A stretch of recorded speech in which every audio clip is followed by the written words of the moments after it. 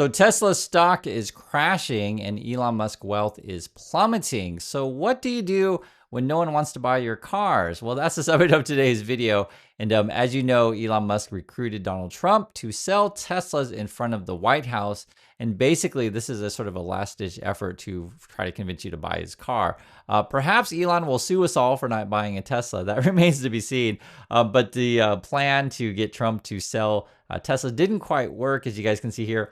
Since Elon Musk joined Trump's White House, more Tesla owners are trading in their cars than ever before. So effectively what's going on is that Tesla used to appeal to, say, people in blue states or left-leaning, and now that Tesla's pissing off his main customers, you have to look for a new batch of customers. And here's the fundamental question. Can Tesla and Elon convince MAGA people, basically pickup truck drivers in Alabama, to buy his electric cars? It's going to be tough, but this is their new strategy since the Trump thing didn't quite work. This is a tweet from Tesla today. It says, by the way, Teslas are the most American-made cars, right? So they're going to be say, hey, it's your patriotic duty to buy a Tesla. It's made in America, etc. However, there is a problem with this statement. It depends how you define American. And this is actually quite interesting. I guess these days when we talk about, quote, American, when we talk about building cars, we're actually combining Canada and the USA. If you actually read the article, it says here, study, Tesla makes the most American cars, right? They have to put the quotations there because basically they combine the parts of American and Canadian parts, and then they call that American, or a better way to say it, United States and Canada. So it says here, you may have noticed above that researchers considered parts originating in the United States or Canada as domestic content. Why that wrinkle? It says, because even the US government doesn't differentiate between American and Canadian parts. The American Automobile Labeling Act requires manufacturers to report the percentage of American and Canadian parts used in cars, but doesn't differentiate between the two. So basically, it depends how you want to define American, whether or not that's an American-made car. And these days, we combine US and Canada as the same label. It's very important because oftentimes, as I want to show you guys, the stuff that you'll see on social media from the Tesla stock promoters and all the Elon Musk fanboys is a bit misleading. So this is Sawyer Merritt, and he's like, hey, we got this study from Kogod School of Business, right? That's over at American University. Oh my God, look how awesome Teslas are because they're American made. And then you got all of these, Tesla stock promoter accounts. Teslanomics says they really are the most American made vehicles on US soil. Another person says, look at American flag, right? And that's why I wanted to go through this article where literally it says, well, it depends how you define what American is. Here's more. It says right here, what percentage, and this is coming from Kogod School of Business, what percentage of your vehicle's value contributes to the overall well-being of the U.S. economy, and why does information matter? Now, this is actually really complicated because parts of a car can come from all over the place. And I'll just read what it says. It says, most consumers are interested where the products they buy come from, okay? In many cases, a product that you may think is American may in fact be something else. The same holds true in the case of foreign products in the US. You might think the country of origin of a car is Germany or Japan, when in reality, it's Mexico or Canada, right? It depends where the thing's made, depends who owns the brand, depends who's working said factories. Like it's actually quite complicated because we're all integrated these days. The Kogod Made in America Index helps consumers determine how, quote, American, I have to put the quotes there, a car actually is, evaluating the ranking over 500 cars based on their country of origin. And it goes on to read, and they have a lot of caveats in this study. That's why you have to read it. Caveats. Unraveling the true DNA of a car sold in the US is complicated. This process at best provides an educated guess in terms of total domestic content.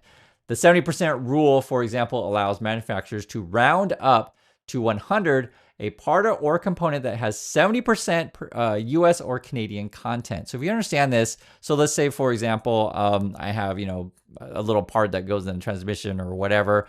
70% of it is US or Canada, so we don't even know. It could be, for all we know, most of it Canadian. We don't know because they don't differentiate, right? They don't tell the difference between two. And then you could have, say, 30% from, well, let's say Brazil or whatever, right?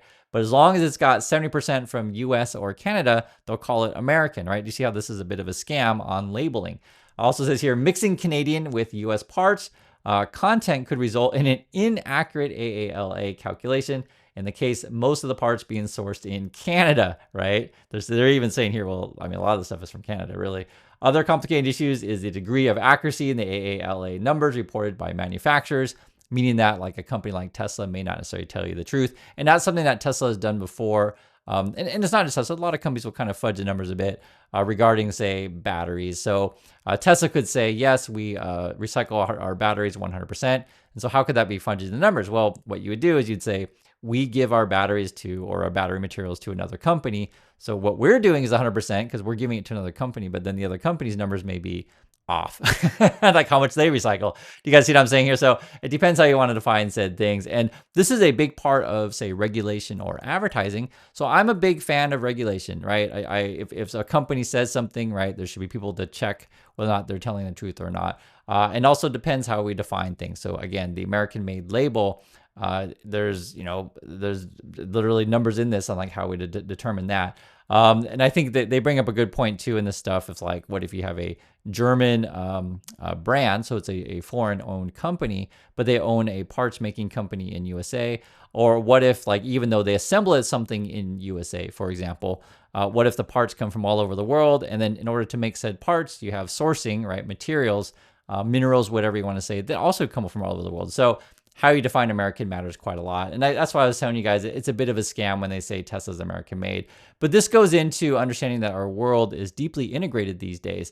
And you also have to understand too, is that Elon Musk doesn't always tell you the truth on stuff. So for example, this is what he's tweeting out just a few minutes ago. I want to share with you. I think it's kind of a funny one. Elon says the Dems just move around the same group of paid protesters. So what he's talking about here is Bernie Sanders. I showed you guys this yesterday. Him and AOC had a joint speech rally. They say 34,000 people showed up, right? That's from Bernie. And according to Elon, I guess if you like Bernie and you go to these things, or you like AOC, I guess they're paying all of these 34,000 people. I guess so. It's funny because I was thinking about this from Elon's point of view. The reason why he probably says this stuff, because this is just real. People don't really like Elon. And from that kind of person's point of view, all of his friends are indeed paid. Not paid in the way of like, I literally pay you $1,000 to spend time with me and, do that kind of lady and night stuff. Just more like, hey, I'm throwing a party at my house. I'm paying for everything and all these people show up. And then no one really likes Elon or even wants to talk to him. And when the money disappears, people stop going to your parties. So, from Elon's point of view, because he has money and people like him for his money, he thinks that everyone has that kind of relationship, if you guys know what I'm saying. And I'll just tell you this. When I go to like a political event, or I go to, whatever concerts or like, I do things because I like to go do things, not necessarily because someone's paying me to do said things. That's just me, but I have a different point of view than Elon. Elon's point of view is more like, I have employees, in this case of his companies or Twitter, I pay them money and they just nod yes and agree with me, right? So, that's their experiences in life. Or for example, with Elon or whatever, he's got a bunch of nannies or hired servants and people around him, because he does literally pay people, but not everyone is necessarily paid all of the time. That's just Elon's experience of the world. So I think it's kind of an interesting thing about his psychology when accuses everyone of being paid. Maybe that's his experience in life, but not everyone's. On top of that, Elon then is now having to tell his employees, don't sell your stock. He had a meeting that I told you guys about that stuff. If you don't know, and this is where it gets really interesting, Tesla stock is grossly overvalued. I show you this chart from time to time. Basically what it is, you compare Tesla, the PE ratio, so the price of the stock compared to how much money the company earns, and the ratio is way out of whack. You could argue that Tesla is maybe 10 times overvalued. So it's got a long ways down to go. If you want to put in the simplest terms, maybe Tesla stock's only worth $20 to $50, something in that range. So we'll see. Part of their plan right now is Elon's paying the government, buying the presidency. Now he's got Bondi out all day, every day on Fox News saying, we're going to protect Tesla. Protecting Tesla is the most important thing, regardless of any kind of other violence happening in the USA, be it, street violence or school shootings, whatever. Just pay attention to protecting Tesla and put all of our resources in that. And that shows you where the priorities are of this particular administration. They also want to call any attacks on Tesla as terrorism. And this is where it gets really interesting for Tesla, because I want to point this out, especially for people who are Elon Musk Tesla and Trump fans. If Elon is such a great American patriot and he just loves America so much, why before was he trying to build a factory in Mexico? Right? That was his plans. And actually, it's kind of interesting because he put those plans on hold when he started aligning himself with Trump, because it doesn't really help Trump's image if Trump's saying, hey, we're going to bring all these factories back to the USA.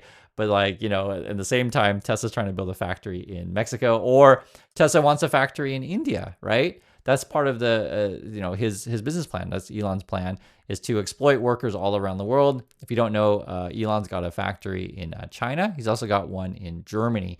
And so I think this is actually an interesting case on how do we define what America means? Maybe from Trump's point of view, if we take over every country in the world, then we can call all American, and therefore you could buy American, I guess, from their point of view. But not every country is down with that. For example, Elon tells everyone, you guys, we're all going to have these robot driving cars. I guess it's banned in Britain. I just see this here. It says why Britain won't allow Tesla's self-driving car software. Simple answer, they're unsafe. And basically, it's a real bind for Tesla because he's pissing off his original fans. And again, he's got to convince his new fans to buy said cars because now the reasoning is they're American. But that's why I wanted to go over the numbers with you guys, that not necessarily, because it depends how you define American. And I'll leave it at that. So I'd like to hear you guys' thoughts on this thing, and I'll catch you all in the next video.